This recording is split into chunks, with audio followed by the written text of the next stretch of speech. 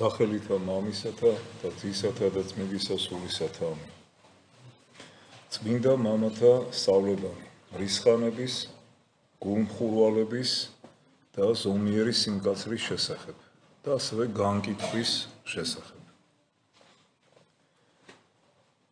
ზოგს მრისხანება სიმკაცრეში ეშლება.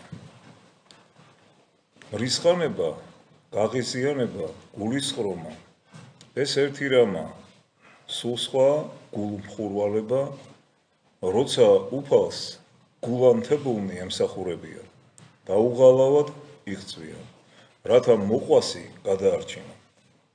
ზოგჯერ იძულებულნი ვართ ადამიანს მკაცრი სიტყვებით შევაგონოთ.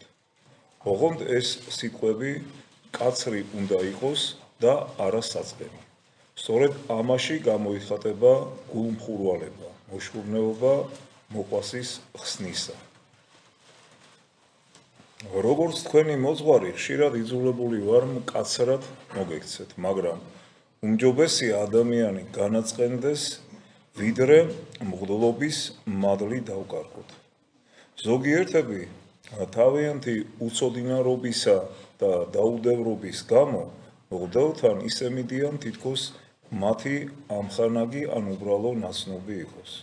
ჩვენ კი სანამ სულიერ მოძღვართან მივალთ, ლოცვა გვმართებს, რომ უფალმა მოძღვრის მეშვეობით თავისი ნება გვამცნობს. მოძღვართან მოგზაურებითა და მტკიცე რწმენით უნდა მივიდეთ, რათა მისი საშუალებით ღმერთმა ერთადერთი სწორი გზა გვაჩვენოს. ზოგიერთებს განსჯის უნარი არ ყოფნით და ხშირად სასოწარკვეთილებაში ვარდებიან. ისინი დურტვინავენ, როცა მოძღვრისაგან შენიშვნას იღებენ. ამისგან ღმერთმა დაგვიფაროს. არც ჩვენი სინდისია სუფთა და არც სულია განწმენდილი. ამიტომაც მოძღვრის ყველა შენიშვნა სულგრძელად უნდა მივიღოთ. არ უნდა გვეწყინოს. გული არ უნდა გავიტეხოთ, პირიქით უნდა გვიხაროდეს და ღმერთს მადლობა შევწიროთ. წმინდა მამათა სწავლებაში ნათქვამია, რომ ღმერთი სულიერ მოძღვარს საცხოვნებლად გვაძლევს და არა სამეგობროდ. წმინდა იოანე ოქროპირი, წმინდა ნიკოლოზ საკვირველთმოქმედი და თვით მუდამ მოსიყვარულე სერაფიმე სარულეც კი აგრეთვე მკაცრნი და გულმხურვალენი იყვნენ. მათ სიცრუის ატანა არ შეეძლოთ. მეცამ ნათობებს ვბაძავ და თქვენს გულებში სათნოებების დანერგვას მხურვალედ ვცდილობ. თავად უფალი ეკლესია გვავალებს ისე მოვიქცეთ, შევაგონოთ, დავარწმუნოთ, კაცრად ვამხილოთ, კაცრად დავსაჯოთ, მაგრამ სამაგიეროდ ვიხსნათ და გადავარჩინოთ მღვდლობის ხარისხი და სწორედ ამიტომ გვეძლევა ჩვენ ეს პატივი. ჩვენ გვმართებს გულმხურვალება გამოვიჩინოთ სულიერი შვილების მიმართ, რადგანაც ჩვენი მოვალეობა ისინი შევკრიბოთ, უკლებლივ, რათა არც ერთი ცხვარი არ დაგეკარგოს. მრევლიც სულიერ მამას უნდა დაეხმაროს და მოწოდების სიმაღლეზე იდგეს, რათა მოძღვრებმა განკითხვის დღეს უფალს გაბედულად უთხრათ: აჰა, ჩვენი სამწყსო. ცხონების დასაბამი საკუთარი თავის ბრალდებაა. სწორად მოიქცევი თუ სულიერი თვალსაზრისით საკუთარ თავს ყველაზე ცუდ, უძლურ ადამიანად აღიარე. თუ შენს თავს ცოდვების გამო მოიძულებ, სხვების მიმართ კი შემწყნარებლობას გამოიჩენ. სხვა ადამიანებს პატივი ეცი, გიყვარდეს. მართალია ცოდვებით არიან დასნეუნებულნი, მაგრამ მაინც უნდა გიყვარდეს, რადგან ღმრთის ხატად და მსგავსად არიან შექმნილნი და არსობრივად იესო ქრისტეს სხეულის ნაწილებს წარმოადგენენ. ყველა ადამიანს პატივისცემით მოეკეცი. შეურაცხყოფას ნუ მიაყენებ, მოწინააღმდეგეს ნუ განსჯი. საერთოდ ნურავის ნუ განიკითხავ და ღმერთიც არ განგიკითხავს. ღმერთმა წმინდა პეტრე მოციქულს ამცნო, რომ არც ერთი ადამიანი უწმინდურად არ უნდა ჩავთვალოთ, მხოლოდ ღმერთია ცოცხალთა და მკვდართა მსაჯული. ვინც ხვებს განიკითხავს, იცოდეს, რომ ღმერთი თავად მასაც განსჯის. ნუ განიკითხავთ, რაითა არა განიკითხნეთ, როგორც ამბობს მათეს სახარება. ნუ გავბოროტდებით, მათ გამო ვინც ცილს გწამებს და გვავიწროებს. ყველაფერი მოთმინებით ავიტანოთ. ვიცოდეთ, რომ ღმერთი არ მიგვატოვებს, როგორც იგი ბრძანებს. ჩემი არ შურისგება და მე მივაგო. კერძოდ პავლე მოციქული რომაელთა მიმართ ეპისტოლეში. და კვლავ პავლე მოციქული გალატელთა მიმართ ეპისტოლეში ამბობს, უკვე თუ ურთიერთარს იქბინებოდით და შეიჭამებოდით, იხილეთ ნუ უკვე ურთიერთარს განილინეთ. ანუ თუ ერთმანეთს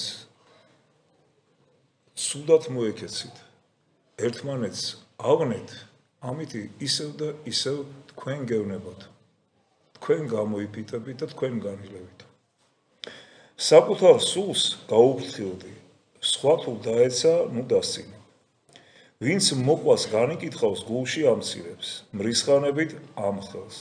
მასზე სულს ლაპარაკობს, მას ღვთის წყალობა განეშორება და ყველა სიკეთე წყალში ჩაეყრება.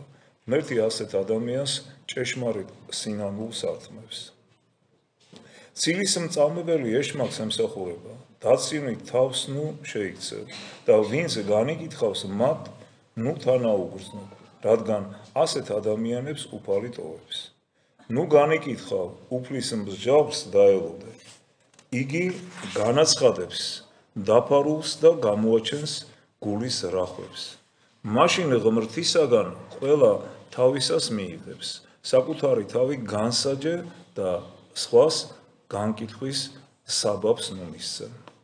განკითხვა უფრო მეტად ამპარტავნებისაგან მომდინარეობს. ვინც განიკითხავს, ის ვერასოდეს ვერ იქნება თავდაბალი და ასეთი ადამიანი ვერც იესოს ლოცვას შეითვისებს. ლოცვა ღმრთის მადლია და ის სათნოებების გამო გვეძლევა.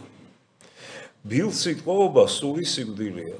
ვინც სუდ სიტყვებს ამბობს, მისი ლოცვა და მარხვა ღმრთისათვის ამაზრზენია. პავლე მოციქული ბრძანებს, რომ მაგინებელნი ღვთის სასუფეველს ვერ დაიმკვიდრებენ. ქრისტესთან ერთად ჯვარცმული ავაზაკი კაცის მკვლელი იყო, ხოლო იუდა მაცხოვრის მოწაფე და მოციქული. ავაზაკმა სასუფეველი დაიმკვიდრა, იუდა კი წარწმდა. ამიტომაც ადამიანი არ უნდა განვიკითხოთ. მართალია ცოდვილია, მაგრამ განა ვიცით მისი საქმენი კარგია თუ ცუდი. ბევრი ადამიანი ხშირად ცხადად სოდავს და ფარულად ინანიებს. ჩვენ მათ სოდებს ვხედავთ, მაგრამ მათი სინანულის შესახებ არაფერი ვიცით. მათ როგორც სოდვილებს ისე განვიკითხავთ. სინამდვილეში კი ისინი ღვთის წინაშე წმინდანებივით არიან, რადგან სინანულით განიწმინდნენ. ასე რომ უმორჩილესად გთხოვთ, გულში წყენას ნუ ჩაიგდებთ. ნურავის ნუ განიკითხავთ. მოვა სამართლიანი მსაჯული და ბნელს ნათელს მოჰფენს. გულის რახვებს ის განაცხადებს. გახსოვდეს, რომ მღვდელი შენზე მაღლა დგას. ის თუ ცუდად მოიქცა, ესე იგი ღვთის წინაშე შესწოდა. შენ კი სხვების მსაჯულად არავინ დაგადგინა. ნურავის განიკითხავ, განსაკუთრებით კი სასულიერო პირებს. რწმენით ღვთის მოშიშებით ჭეშმარიტი სინანულითა და სუფთა სინდისით ეზიარო. ღვთის ანგელოზმაც რომ გაზიაროს, ისიც ვერ გაგწმენს ცოდვებისაგან თუ უღირსად ეზიარები. სასულიერო პირების შესახებ არის ნათქვამი განკითხვის შესახებ და ხო მე მინდა ვთქვა იმის შესახებ, რომ არა მარტო სასულიერო პირების, არამედ ერის ადამიანების შესახებაც, როდესაც ვამხელთ, ეს სულ სხვა რამ არის და როდესაც განვიკითხავთ, ეს სულ სხვა რამ არის.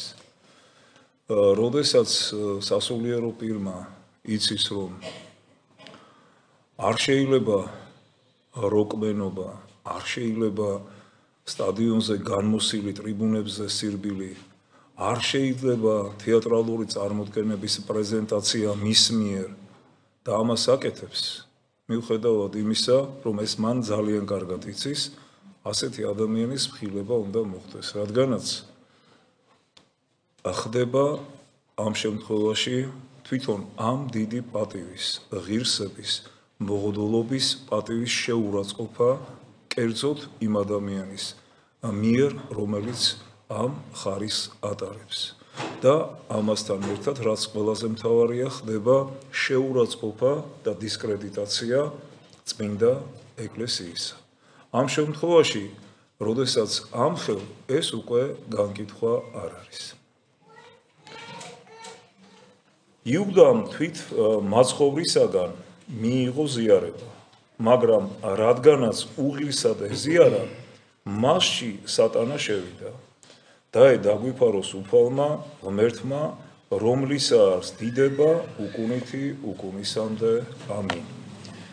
ეს შეგონებანი წმინდა მამებისა სხვადასხვა საკითხს ეხებოდა, იმედია ყურადღებით ისმენდით. ჩვენც სასულიერო პირები ყურადღებით კითხულობთ, ვისმენთ სწავლებას სახარებისას, წმინდა მამებისა, რადგანაც როგორც თვით ახლა ამ სწავლებებიდან თქვენ მოისმინეთ, არავინ არ არის უცოდველი. ყველა ადამიანი ცოდვილია, ყველა ადამიანს აქვს თავისი სისუსტეები, ამიტომ ჩვენ უნდა ვეცადოთ, რომ ჩვენ სისუსტეებს მივაქციოთ ყურადღება და არ განვიკითხოთ, ხოლო თუ კი მოძღვრისგან იქნება შენიშვნა, იქნება კაცრი დამოკიდებულება იმისათვის, რომ რაღაცას ისე არ აკეთებ, რაღაცას შენ სულიერი ცხოვრებისათვის, რაც არის მნიშვნელოვანი, ისე არ უდგები სულიერი თვალსაზრისით, რომ გამოასწორო, რომ ცხოვრების გზაზე დადგე. ასეთ შემთხვევაში, როცა ვინმე ჯერ ბილად გეტყვის, მერე მკაცრად გეტყვის, მადლობა უნდა უთხრა. რომ ყავს ესეთი ადამიანი, რომ გარიგებს და გეუბნება, რომ მოდი შვილო, ასე ნუ მოიქცევი, რათა არ დაიღუპო. ამას რა ჯობია, როცა ესეთი ადამიანი, უბედურია ის ადამიანი, რომელსაც ასეთი დამრიგებელი არ ეყოლა. ასე რომ ჩვენი ამ პარტავნება დავაცხროთ და შევეცადოთ, რომ ღმერთს მადლობა აღუვლინოთ იმისათვის, რომ გვერდზე მდგომი ადამიანი გვყავს. ეს იქნება სულიერი, სასულიერო პირი, თუ ერის ადამიანი, ამას მნიშვნელობა არ აქვს. როდესაც მეგობრულად, სულიერი მეგობრული თვალსაზრისით შენს გვერდზე დგას და უნდა რომ შენ გადარჩე და არ დაიღუპო.